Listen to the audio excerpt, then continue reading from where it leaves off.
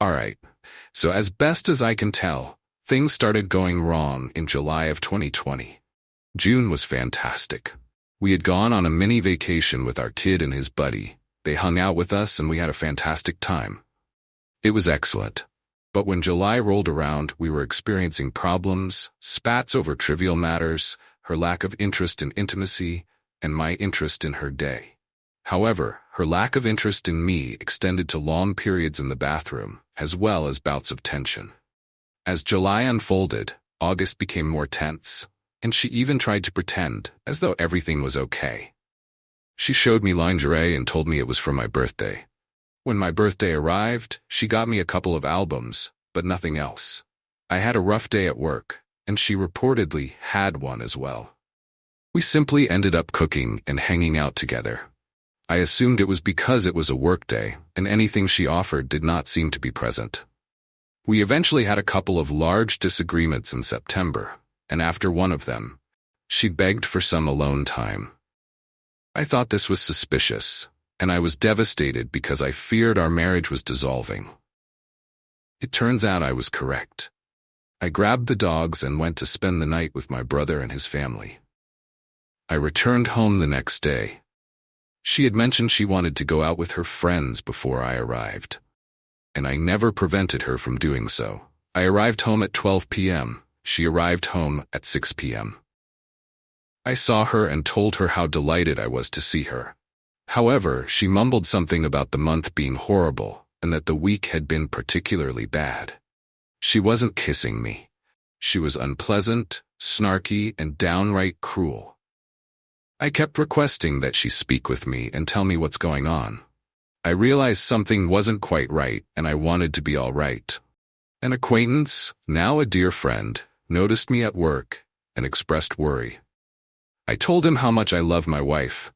We've been dating for 8.5 years and married for 1.5 years, and how I'm at a loss for what to do. He suggested marital therapy and shared that he had gone through something similar. He also recommended I obtain the 5 love languages, plus another one that I can't think of right now. I began researching right away. I realized that I had been prioritizing my job. I run my own company with my brother. And since COVID, business has been growing, and we've been overloaded.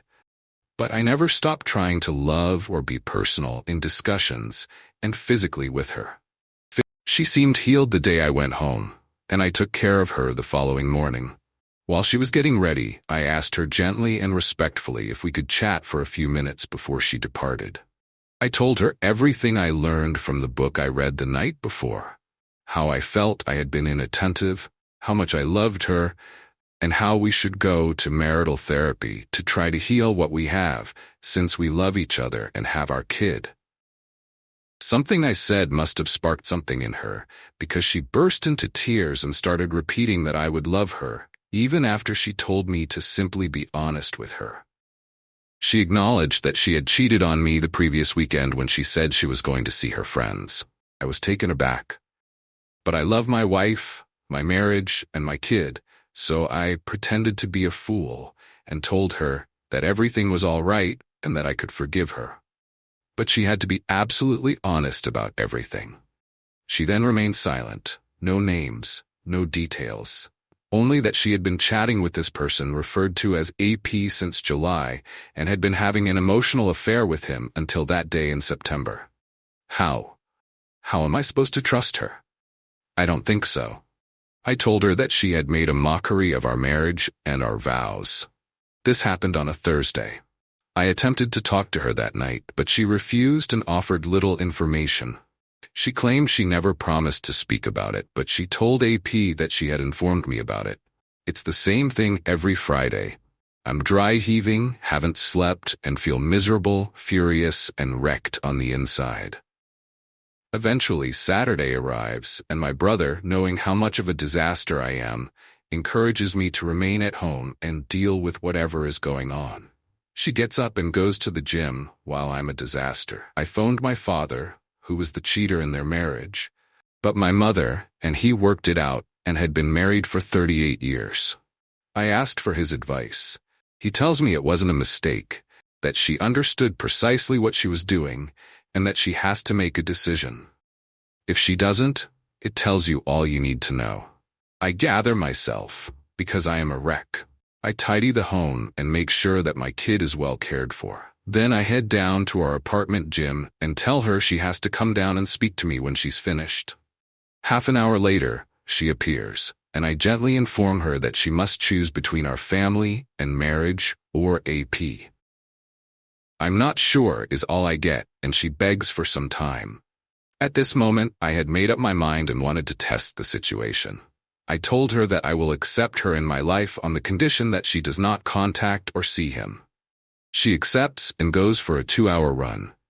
I can track her whereabouts using an app. She returns, finally discovers that I have cleaned the place, and when I ask her what she wants, she says, "I don't know." When I push, she says it's over. I say all right, and even though I'm weeping, I take a duffel bag and stuff it with clothes. She starts screaming because I'm truly going. She thought that I was bluffing. I kiss my kid, tell him I'm going to remain with his uncles for a little while, and he's okay since he's occupied by video games. I tell her I'll be back in the morning with the rest of my belongings and leave. The following morning, I arrive there at 6 a.m. I take trash bags and go into our bedroom, into the bathroom closet, and begin stuffing everything that belongs to me into them.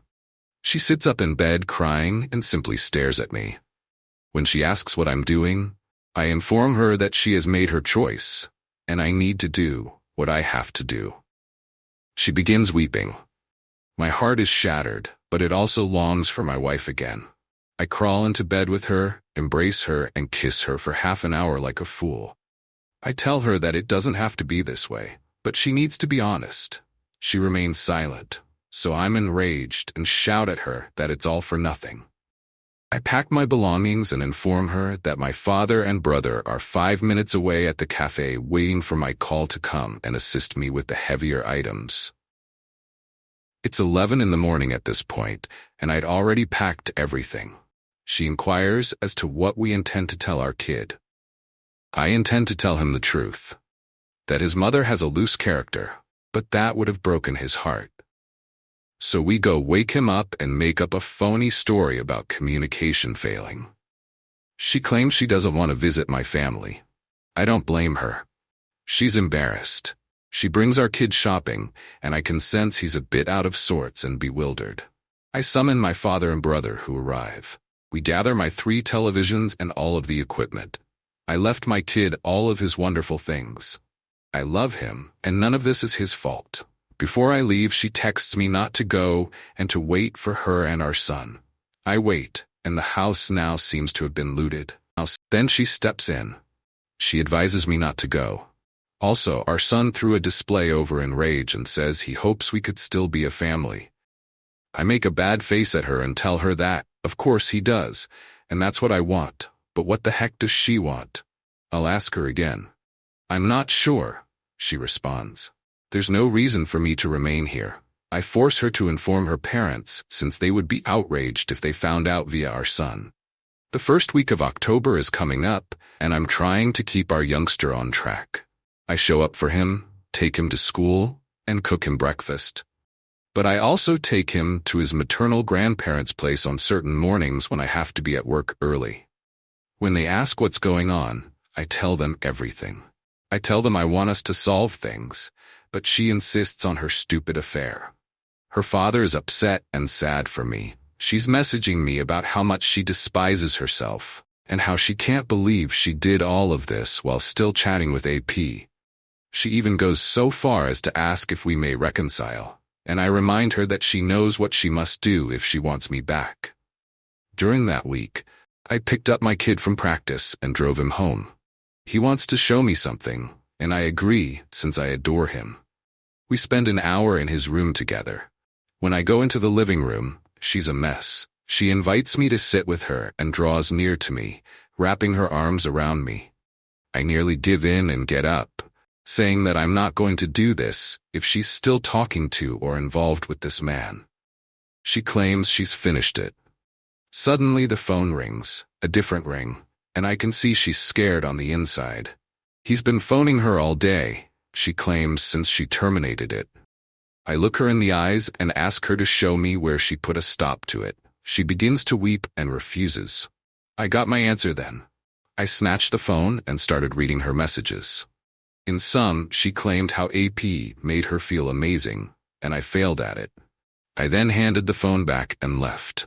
Throughout the week, I returned to take my kid to school and even prepare meals for him to keep in the fridge. She's not washing laundry, and I have to push myself not to do it for her. But my son's bedding is dirty, he stinks from not bathing, and I had to admonish her for not taking care of him. Her friends wanted to take her to the Ren Fair that weekend for her birthday, and I'm amazed at how well she's doing. She asks if I may be with our kid for a few hours. I say yes because I want to spend time with him, but even I know I'm not ready. In any case, I agree. When I get home from work to fetch him from his friend's house, 4 other lads step out and hop in my vehicle. It was apparently a sleepover. So she planned this sleepover for all the kids at my place for what? Spend more time with her friends? I messaged her and asked why did she plan this. It takes her 3 hours to return, and she's irritated about it. She has the audacity to argue that she shouldn't have to feel terrible about spending her birthday with her friends. I tell her that she should feel terrible because she is the one cheating and should be ashamed because of all that is going on. That she took advantage of the situation and that it would never happen again. She then asks, "Am I just meant to be a mother?" I don't even respond to that, but I remind her, you chose to be a mother when you got pregnant. We continue to converse and she even offers for us to stay together and sleep on the same bed. I tell her to save it for AP. My son seems to be depressed. I keep going to and from despite the fact that it's exhausting both my emotions and my bank account since I'm now staying 45 minutes away. Her parents only know what I've told them since she avoids them as well. I reached my previous house in the morning to take care of our kid, take him to school, and then I do what I do throughout his birthday week, starting with a tiny present and taking him out for lunch and dinner. My wife left when I entered. I'm ready to leave the house when I feel an itch within me. I'm not sure what triggered me, but I began probing her closet. I discovered a new shoebox and opened it to find a new vibrator. I had thrown out all our toys when I left, and she even saved the package with postmarks dated the day after I left, along with a gift message with the name on them. Then I saw a note inside the shoebox from a lady, but with the same surname as AP. When I open it, I see a snapshot of a family, 2 little boys, a baby, a dog, and a man and a lady. Along with it is a letter in which the woman informs my soon-to-be ex-wife that she has damaged her marriage and that she can keep AP because of the gifts he brought her. I snapped photographs and went directly to her parents to tell them what I had seen. I tell them that your daughter not only destroyed her family, but also the family of her AP. Her father apologized and said, "Hire a lawyer, get your ducks in a row, and then file." That same day I did. When the papers came a few days later, I delivered them to her, and we sat on it for months. Eventually, I had to give her the house as settlement. She had the custody of my son, and I had visitation rights. It broke my heart, and I intend to keep all records of her cheating for my son to see when he is older. I also got to know that she has started dating her AP, and they plan to move in together soon. Her parents have disowned her and removed her from all inheritance. I, too, have started dating and plan to move in with my new girlfriend. My son likes my girlfriend and loves spending time with her. I know the scars of this failed relationship will take time to fade, but I know with time they will go away.